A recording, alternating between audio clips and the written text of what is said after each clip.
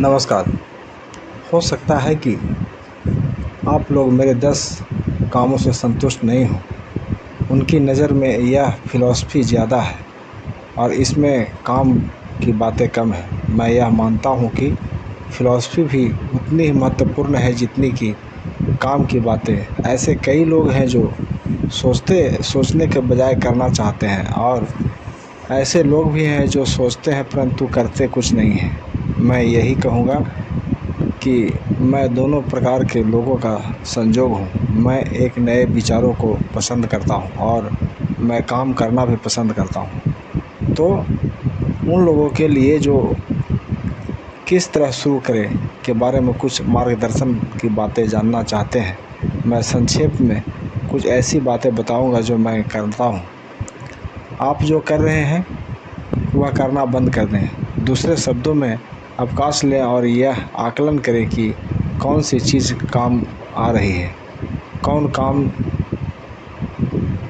सी बीच चीज़ काम नहीं आ रही है। पागलपन की परिभाषा यही है कि आप वही चीज़ करते चले जाएं और अलग परिणाम की अपेक्षा करें। जो सफल नहीं हो रहा है वह करना बंद कर दें और कुछ नया करने की खोज करें।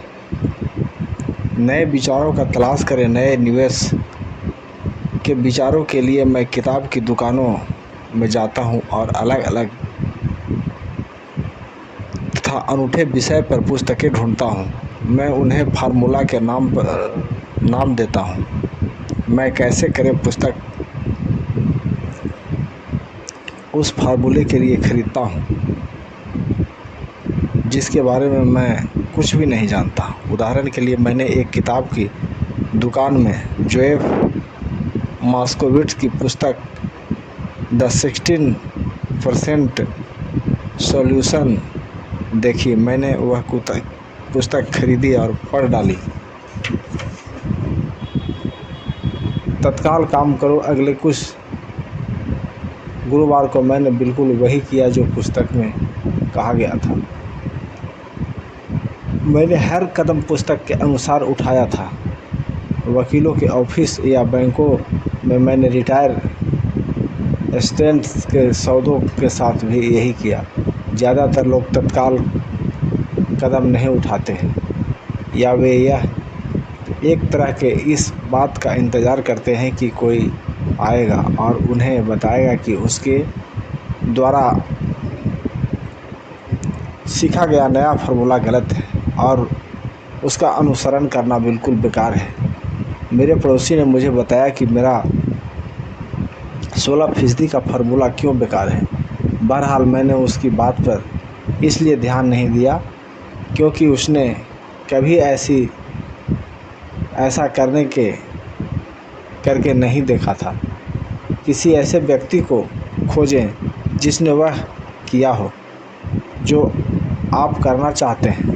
उन्हें लंच पर ले जाएं, उनसे टिप्स लें, बिजनेस की बारीकियां समझें और अपने 16% के प्रमाण पत्रों के लिए मैं काउंटी टैक्स ऑफिस गया और मैंने वहां पर काम करने वाले सरकारी कर्मचारी को खोजा। मैंने यह पाया कि वह भी इतने निवेश करते हैं। तत्काल ही मैंने उनसे लंच का न्योता दे दिया। उसने रोमांचित होकर मुझे यह समझा दिया कि इसे कैसे करना है और उससे अपना पूरा ज्ञान मेरे सामने परोस दिया।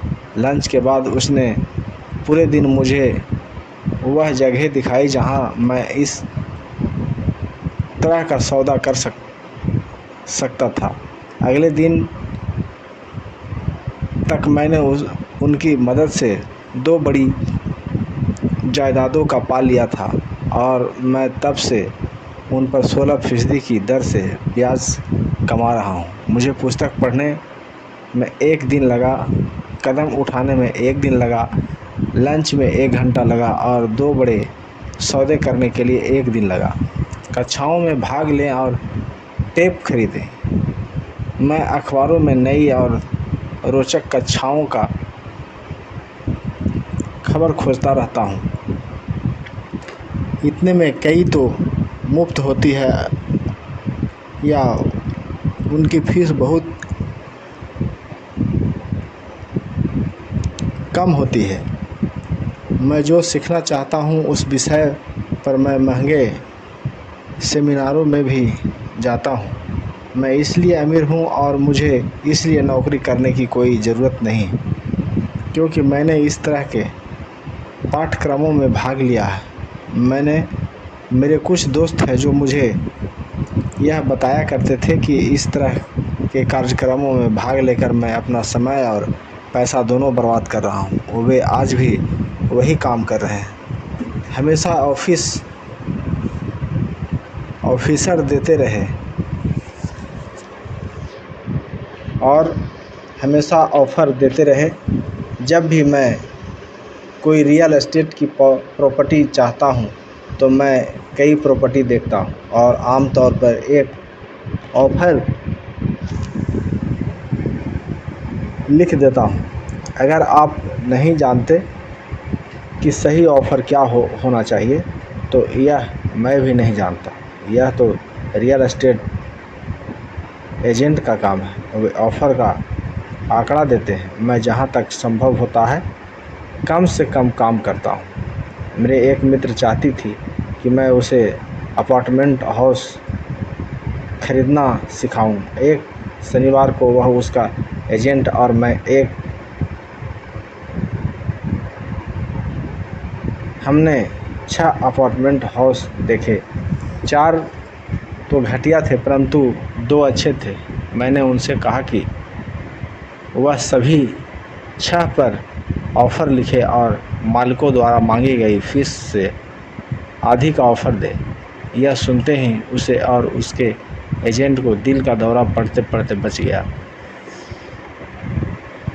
उनके हिसाब से यह बदतमीजी होती और इससे मकान मालिकों को बुरा लग सकता था, परंतु मैं वास्तव में नहीं सोचता कि एजेंट इतनी बड़ी मेहनत करना चाहता था। इसलिए उन्होंने कुछ नहीं किया और वे एक बेहतर सौदे की तलाश में चले गए। उन्होंने कभी कोई ऑफ़र नहीं दी और वह आज भी सही कीमत पर सही सौदे के लिए भटक रहे हैं।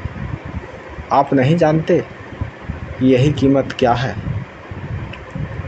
जब तक कि सौदा करने के लिए आपके सामने दूसरी पार्टी न हो। ज़्यादातर बेचने वाले बहुत ज़्यादा कीमत मांगते हैं। यह दुर्लभ ही है कि कोई बेचने वाला वास्तव में ऐसी कीमत मांगे जो वास्तविक मूल्य से कम हो। इस कहानी से हमें यह शिक्षा मिलती है कि हमें ऑफ़र देना चाहिए। जो लोग निवेशक नहीं होते उन्हें यह समझ ही नहीं होती है कि कोई चीज़ बेचना कितना कठिन होता है। मेरे पास एक रियल एस्टेट की प्रॉपर्टी थी जिसे मैंने महीनों से बेचना चाहता था। मैंने किसी भी चीज़ का स्वागत किया होता। मुझे इस बात से कोई फ़र्क नहीं पड़ता कि कीमत कितनी कम थी। उन्होंने अगर मुझे 10 सूरों का भी ऑफ़र दिया होता तो भी मैं खुश हो गया होता। ऑफ़र की कीमत से नहीं बल्कि इस बात से कि कोई तो मेरी प्रॉपर्टी से रुचि रखता है। इसके जवाब में मैं बदले में पूरे के पूरे सूअर फार्म को हासिल करने की कोशिश करता। तो यह खेल इस तरह से खेला जाता है। खरीदने और बेचने का खेल बड़ा मज़ेदार होता है। इस बात का हमेशा ध्यान रखें। यह मज़ेदार है और यह केवल एक खेल है। ऑफ़र देते रहें, कोई तो कभी हाँ कहेगा और मैं हमेशा अपने ऑफ़र में बचाव के वाक डाल देता हूँ। रियल एस्टेट में मैं हमेशा अपने ऑफ़र में यह लिखता हूँ कि बिज़नेस पार्टनर के अनुमोदन के बाद ही यह समझौता अंतिम माना जाएगा।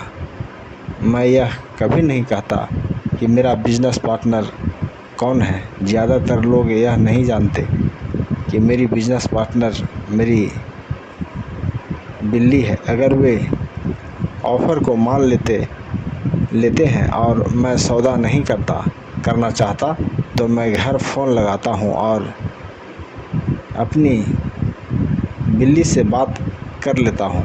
मैं यह अजीबोगरीब वक्तव्य इसलिए बता रहा हूँ कि ताकि आप यह जान सकें यह खेल कितना आसान और सरल है। ज़्यादातर लोग चीज़ों का बहुत ज़्यादा जटिल बना देते हैं और उन्हें काफ़ी गंभीरता से लेते हैं।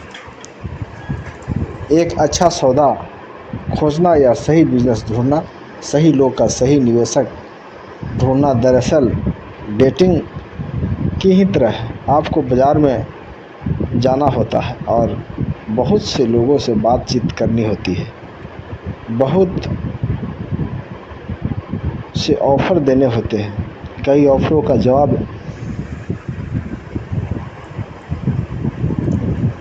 देना होता है, चर्चा करनी होती है, अस्वीकार या स्वीकार करना होता है। मैं जानता हूँ कि ऐसे भी अकेले लोग होते हैं जो घर पर बैठकर फ़ोन की घंटी बजने का इंतज़ार करते रहते हैं। हाँ, परंतु जब तक आप सिंडी क्रॉफ्ट या टॉम क्रूज नहीं हो तो सोचता हूँ कि आपके लिए बेहतर तो यही होगा कि आप बाज़ार में जाएं, चाहे सुपरमार्केट में ही चले जाएं, खोजें, ऑफ़र दें, स्वीकार करें, सौदेबाजी करें और स्वीकार करें। यह ज़िंदगी में हर चीज़ के बारे में दोहराई जाने वाली प्रक्रिया है। महीना में एक बार किसी निश्चित स्थान से 10 मिनट तक जॉगिंग करते हुए या टहलते हुए या गाड़ी चलाते हुए निकलें। मैंने अपने कुछ बेहतरीन रियल एस्टेट के निवेश तो जॉगिंग करते समय ही खोजे हैं। मैं 1 साल तक किसी निश्चित दायरे में जॉगिंग करता था। मैं परिवर्तनों को देखता रहता था। किसी भी सौदे में फ़ायदे के लिए 2 तत्वों का होना ज़रूरी है, एक तो सौदा और दूसरा परिवर्तन। हालांकि सौदे तो बहुत से होते हैं, परंतु परिवर्तन को भाप लेने से सौदा एक फ़ायदेमंद मौके में बदल जाता है। इसलिए जब मैं जॉगिंग करता हूँ तो मैं जॉगिंग करने के लिए ऐसी जगह ढूंढता हूँ जहाँ मैं निवेश करना चाहता हूँ। बार-बार उसी जगह के चक्कर लगाने से मैं वहाँ हो रहे छोटे-छोटे परिवर्तनों को देख सकता हूँ। मैं ऐसे रियल एस्टेट के साइनबोर्ड को भाप लेता हूँ जो वहाँ काफ़ी लंबे समय से लगे हुए हैं। इसका मतलब यह होता है कि बेचने वाला सौदा करने के लिए बहुत ज़्यादा इच्छुक होगा। मैं जानते हुए भी ट्रकों को भी देखता रहता हूँ और जाते हुए ट्रकों पर भी निगाहें लगाए रखता हूँ। मैं रुककर ड्राइवरों से बात करता हूँ, मैं डाकिया से भी बात करता हूँ। उन्हें अपने इलाके के बारे में गजब की जानकारी होती है। मैं एक बुरा इलाका खोज रहा हूँ, खासकर ऐसा इलाका जहाँ लोग किसी बुरी खबर से डरे हुए होते हैं। मैं वहाँ साल में कई बार यह देखने के लिए चक्कर लगाता हूँ कि सुधार के लक्षण कहाँ नज़र आ रहे हैं। मैं रियलिस्ट से बात करता हूँ, खासकर नए दुकानदारों से, और उनसे यह पूछता हूँ कि वे इस इलाके में क्यों आए हैं। इसके लिए महीने में कुछ मिनट का समय देना होता है और मैं इसे ज़ाया नहीं करना चाहता हूँ। जब मैं कसरत कर रहा होता हूँ तो इसी तरह का कोई दूसरा काम कर रहा होता हूँ, जैसे स्टोर जाने आने का काम। स्टॉक के मामले में मुझे पीटर लिंच की पुस्तक बीटिंग द स्ट्रीट इसलिए बहुत पसंद है क्योंकि इसमें ऐसे स्टॉक को चुनने का फार्मूला दिया गया है जिसकी कीमत बढ़ने वाली है। मैंने यह पाया कि कीमत बढ़ने के सिद्धांत हर जगह एक जैसी होती है, चाहे वह रियल एस्टेट हो, स्टॉक हो, म्यूचुअल फंड हो। नया फार्मूला नया पालतू कुत्ता हो, नया घर हो, नया जीवन साथी हो या लॉन्ड्री के डिटर्जेंट पर वॉशिंग हो, प्रक्रिया लगभग वही रहती है। आपको यह जानने की ज़रूरत होती है कि आप किसकी तलाश कर रहे हैं और इसके बाद आपको इसे तलाशना होता है। ग्राहक हमेशा गरीब क्यों रहेंगे? जब सुपरमार्केट में कोई सेल लगती है, जैसे टॉयलेट पेपर की, तो ग्राहक दौड़कर स्टॉक इकट्ठा कर लेते हैं। जब स्टॉक मार्केट में सेल लगती है, जिसे मान्यता क्रश या उतार या सुधार कहा जाता है, तो ग्राहक इससे दूर भाग जाते हैं। जब सुपरमार्केट अपनी कीमतें बढ़ा देता है तो ग्राहक इसी कहीं और जाकर खरीदारी करता है। जब स्टॉक मार्केट अपनी कीमतें बढ़ा देता है तो ग्राहक खरीदारी शुरू कर देता है। सही जगह पर खरीद खोजिए। मेरे पड़ोसी ने कॉन्डोमिनियम रियल एस्टेट $1 लाख में ख़रीदा। मैंने उनके बगल में ही वैसे ही कॉन्डोमिनियम $50,000 में ख़रीदा। उसने मुझे बताया कि वह कीमतों के बढ़ने का इंतज़ार कर रहे हैं। मैंने उनसे कहा कि फ़ायदा खरीदते समय होता है, न कि बेचते समय। उसने एक ऐसे रियल एस्टेट ब्रोकर को चुना था जिसकी खुद की कोई प्रॉपर्टी नहीं थी। मैंने एक बैंक के फोरक्लोजर डिपार्टमेंट की मदद ली। मैंने एक कक्षा में $500 की फ़ीस देकर यह सीखा था कि ऐसा कैसे किया जा सकता है। मेरे पड़ोसी का विचार था कि रियल एस्टेट के निवेश में कक्षा के लिए $500 की फ़ीस बहुत महंगी थी। उसने कहा कि उसके पास न तो इतने पैसे हैं, न ही समय, इसलिए अब वह कीमत बढ़ने का इंतज़ार कर रहा। मैं पहले तो उन लोगों की तलाश करता हूँ जो खरीदना चाहते हैं, फिर मैं उन व्यक्ति को ढूंढता हूँ जो बेचना चाहता है। मेरा एक दोस्त एक प्लॉट ढूंढ रहा था। उसके पास पैसा था, परंतु उसके पास समय नहीं था। मैंने भी ढूंढना चालू किया और मुझे अपने दोस्तों की ज़रूरत से बड़ा ज़मीन का टुकड़ा मिल गया। मैंने उसे एक विकल्प के तौर पर जोड़ लिया। अपने दोस्त को फ़ोन किया और उसे इसका ऑफ़र दिया। उसे ज़मीन का छोटा टुकड़ा चाहिए था, इसलिए मैंने उसकी ज़रूरत का टुकड़ा उसे बेच दिया और ज़मीन खरीद ली। ज़मीन का बाकी बचा हुआ टुकड़ा मैंने मुफ्त में ही अपने पास रख लिया। इस कहानी से हमें यह शिक्षा मिलती है कि केक खरीदो और उसे टुकड़ों में बांट दो। ज़्यादातर लोग अपनी हैसियत के मुताबिक सामान की खोज करते हैं, इसलिए वे कम सामान की ज़्यादा कीमत चुकाते हैं। छोटे विचार वाले लोगों को बड़े अवसर नहीं मिलते। इसलिए अगर आप ज़्यादा अमीर बनना चाहते हैं तो अपने पहले तो बड़े विचारों को सोचना शुरू कीजिए। दुकानदार ज़्यादा सामान खरीदने वालों को डिस्काउंट देते हैं और वे ऐसा केवल इसलिए करते हैं क्योंकि ज़्यादातर व्यवसायी ज़्यादा खर्च करने वाले लोगों को पसंद करते हैं। हाँ, अगर आप कम खर्च भी करते हैं तो भी आपको हमेशा बड़े विचारों को ही सोचना चाहिए। जब मेरी कंपनी को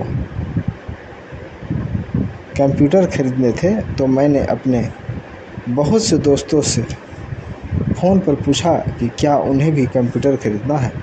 हम सब मिलकर कई डीलरों के पास गए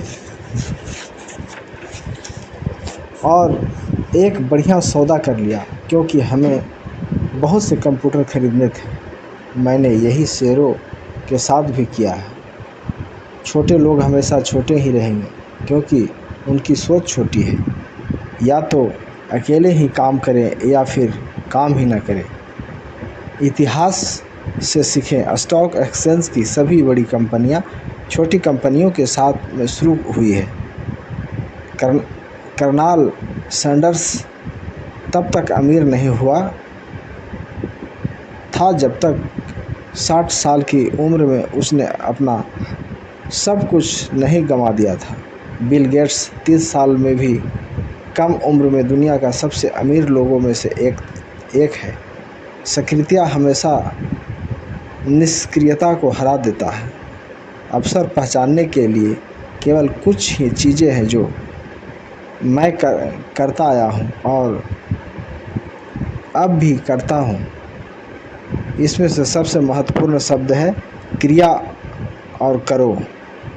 जैसा इस पुस्तक में कई बार दोहराया जा चुका है, संपत्ति के पुरस्कार को पाने से पहले आपको सक्रिय होना पड़ेगा।